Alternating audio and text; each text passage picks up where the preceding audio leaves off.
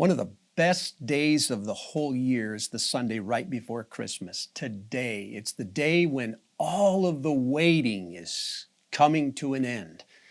It's the day when the church around the world celebrates. It's the day when we step back and start asking ourselves another time, what does the birth of Christ mean? What difference does it make in the world? And how do we see those differences today? This last week, I was having my time of devotions. I came across a verse in Romans chapter 5, went like this: because of the disobedience of one, many became sinners. But because of the obedience of another, many can be made righteous. Look around you. You live in a world that is overrun by the consequences of the disobedience of one. There is tension and fighting.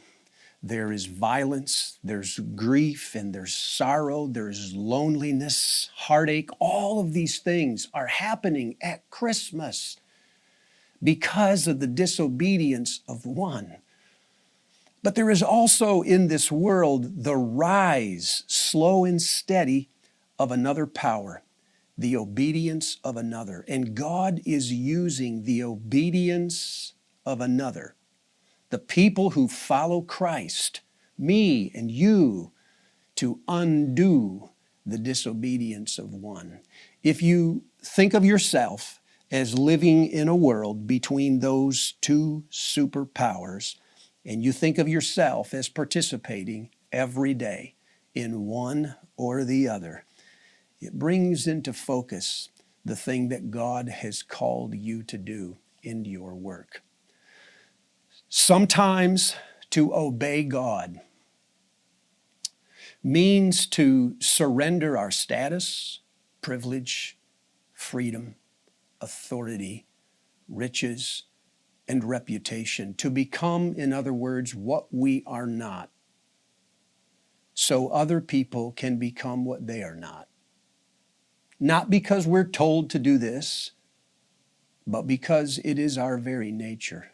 Sometimes to obey means that we go into the very spaces that are most fallen, and we absorb the sickness and disease, the loneliness, the violence, the alienation, the bondage, even the death of the people that we want God to save, because we believe that by participating with them, by being with them, not just saving them, and them participating with us, they can be saved.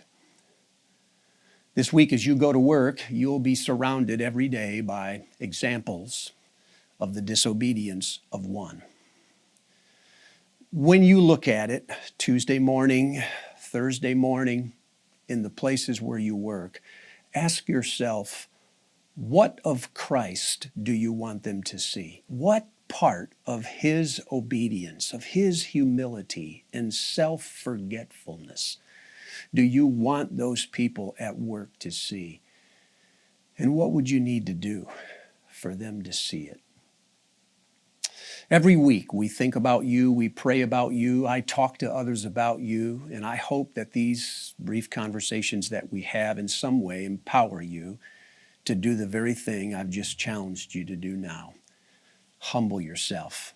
Become more and more like Christ, so that through your obedience, God can undo the disobedience that is all around you. Merry Christmas, you guys.